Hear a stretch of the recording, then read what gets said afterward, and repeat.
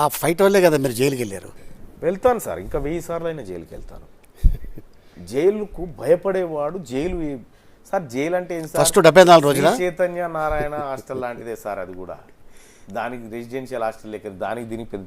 First 74 రోజులు పోయినా, 74 తర్వాత 28 రోజులు, 28 రోజుల 28 సెంచరీ దాటింది sir. Okay, century 102 not out. అది జైలు జీవితం సార్. ఈ అన్ని అంశాల గురించి ఫైట్ చేస్తూ ఉంటాను. మీ మానసిక పరిస్థితి ఏంటి జైలు జీవితంలో? మానసిక పరిస్థితి ఏంటి సార్? నేను లైబ్రరీని విపరీతంగా యూజ్ చేసేటాను సార్. ఓకే, లైబ్రరీలో విపరీతమైన పుస్తకాలు. నేను ఒక క్షణం కూడా వెయిట్ చేయకపోతుంటే, బుక్స్ విపరీతంగా బుక్స్ తెచ్చుకొని చదువుతుంటే, లైబ్రరీ నుంచి తెప్పించుకుంటుంటే, బయట నుంచి బుక్స్ కూడా. సో ఇలాగ మీకు అలవాటు అయిపోతే ఇంకా బయట లైబ్రరీకి వెళ్ళరేమో? అట్లానే లేదు సార్, అట్లానే సార్. ఇప్పటికి కూడా నేను కరెక్ట్గా 4:30కి నిద్రలేస్తా సార్. ఓకే, 4:30కి నిద్రలేస్తా. ఖచ్చితంగా అప్పటి వరకు ఉన్న అప్డేట్ మొత్తం తెలుసుకుంటా సార్. వార్తలు, ఏ పేపర్లు ఏం కథ, ఇవాళ ఏం జరిగింది ఖచ్చితంగా తెలుసు ప్రపంచంలో. నేను 2 గంటలకు నిద్రపోయినా 4:30కి లేస్తా సార్. అవునా? 100%. 4:30కి లేచి కొన్ని వేణీళ్ళు కాగబెట్టుకొని తాగుతూ ఏమేమి ఉన్నాయని ఒకసారి ఈ పేపర్లు అవి మర్రేసుకుంటూ కూర్చొని కాసేపు మా ఆమె 5 o'clockకి లేస్తుంది. కాసేపు ముచ్చట పెట్టుకుంటా, అది చేసుకుంటా, ఇక ఇవన్నీ వ్యవహారాలు చేసుకుంటా 4:30కి లేచి న్యూస్ అప్డేట్ అవుతుంది సార్ నేను ఖచ్చితంగా. అంటే ఏం జరిగింది, వార్తలు, ఈయన ఎందుకు ఇట్లా రాసిండు, ఆయన ఎందుకు ఇట్లా రాసిండు, సేమ్ వార్త, ఇట్లా కొంత అనాలిసిస్ అంతా ఆ టైంలో పీస్ఫుల్గా ఉన్నప్పుడే నేను చేసుకుంటాను సార్. బయట ఉన్నప్పుడు ఏం తెలుసుకున్నారు? అక్కడికి వెళ్ళిన తర్వాత ఏం తెలుసుకున్నారు? ఎక్కడికి సార్? జైలుకి వెళ్ళిన తర్వాత ఏం తెలుసుకున్నారు? అంటే జైలుకి వెళ్ళిన తర్వాత కూడా జైలు ఖైదీల హక్కుల గురించి తెలుసుకున్నా సార్. జైలు ఖైదీల హక్కుల ఏమున్నది సార్ జైలు అంటే? బహుశా మీరు పోయి ఉండరు. నేను వెళ్ళాను చిన్నప్పుడు వెళ్ళారా? అంటే మీకు అంటే ఆ జైలు అంటే ఈ ట్విస్ట్ మీకు తెలియదు కదా? నాకు తెలియదు. నేను చిన్నప్పుడే వెళ్ళారా? నాకు తెలియకుండా అప్పుడు ట్రంకాలు ఉండే కదా ఫోన్. అవునవును. సరదాగా ఫ్రెండ్స్ ఎవరో ఫోన్ చేసి నేను గబ్బర్ సింగ్ డైలాగ్ చెప్పేవాడిని. సో ఆ టైం ద్వారా హిందీలో మాట్లాడరా అన్నారు. నేను ఒక నవ్వి హిందీ ఇతనా లేకేవో నేతో దాల్ దేతా అన్నాడు. బాబోయ్ ఎవడో ఫోన్లో నన్ను బెదిరించాడని చెప్పి ఆయన రిపోర్ట్ చేశారు. అయితే మా ఇంటికి పోలీసు వస్తే చిన్నప్పుడు మా ఫాదర్ అడిగారు ఏంటండి అని. ఇలాగా అలీ అంటే ఎవరు మీ అబ్బాయిని పిలవండి అన్నారు.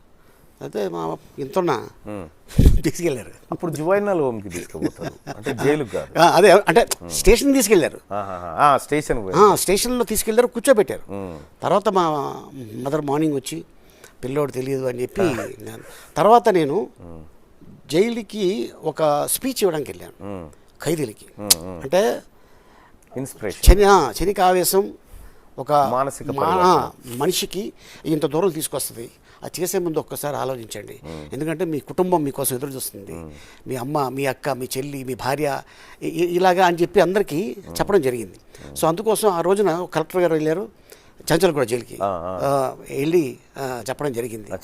అండ్ చాలా అంటే అక్కడ ఉన్నోళ్ళు కూడా వాళ్ళు చక్కగా మాకు తయారు చేసిన బిస్కెట్లు, కేకులు అవన్నీ మాకు పెట్టారు. మేము తిన్నాం కూడా. అంటే జైలు జీవితానికి పోయిన తర్వాత బయట ఉన్నదానికి సార్ తేడా ఏం లేదు సార్. అక్కడ ఒక ఆపర్చునిటీ, ఎక్కువ సమయం దొరికితే ఎక్కువ చదువుకోవడం, ఎక్కువ నేర్చుకోవడం.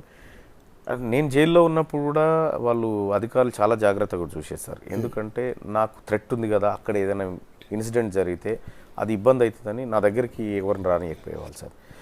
నేనే సరదాగా వాళ్ళ దగ్గర పోతే మాట్లాడుతుంటే, ఇక నేను చెర్లపల్లి జైల్లో ఉన్నప్పుడు శారదా బ్యారక్ అని ఉంటుండే సార్.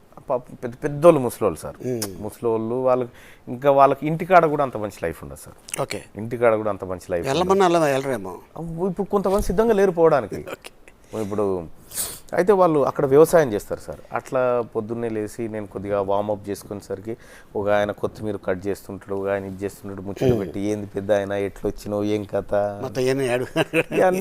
అవన్నీ తెలుసుకుంటా ఉంటాడు. పెద్దోళ్ళు అన్నారు కాబట్టి ఒక వీడియో చూపిస్తాను మీకు. Okay, video please. ఇది మీ ఆఫీస్లోనా? ఎస్. అచ్చా, ఎవరు వాళ్ళు ఏదో వాళ్ళ భూమిని ఒక ఆయన లాక్కున్నాడు సార్. వాళ్ళ భూమిని ఒక ఆయన లాక్కొని వాళ్ళని ఇబ్బంది పెడతా ఉంటే ఫస్ట్ వాళ్ళు ఏదో నైట్ వచ్చి కూర్చున్నారు అక్కడ. అంటే మన ఆఫీస్ కాడికి నైట్లో వస్తుంటారు సార్. మంచిర్యాల తర్వాత దూరం నుంచి వస్తారు కదా, తెలుసుకొని వచ్చి ఆ మెట్ల దగ్గర కూర్చుంటారు సార్. వాళ్ళకు చూపించి వాళ్ళకు మా ఇంటి నుంచి మా మిస్సెస్ పంపిస్తే ఒక 2-3 సరిపడా పంపిస్తుంది. నేను ఒక్కరిని తినను. ఓకే, అప్పుడు వీళ్ళని పిలుచుకొని తిని పెద్ద ఆయన అని తినుకుంటా మాట్లాడిన అన్నట్టు అది ఆ ఫోటో అది. ఈ పెద్దవాడి ఈ పెద్ద ఆవిడ కాలు ఇరిగిపోయింది సార్, ఈమెకి ఏదో అయింది. ఓకే. కాలు ఇరిగిపోతే అప్పుడు నా పైన కేసులు పెడతా ఉంటే ఆమె చాలా సీరియస్ అవుతా ఉంది. అంటే నేను ఆమె నన్ను బాగా అభిమానిస్తుంది, బహుశా పెద్ద ఆమె ఏడు ఉంటుందో తెలియదు, ఒక వీడియోల రూపంలో చూసి ఆమెను కలవలేదు. ఓకే.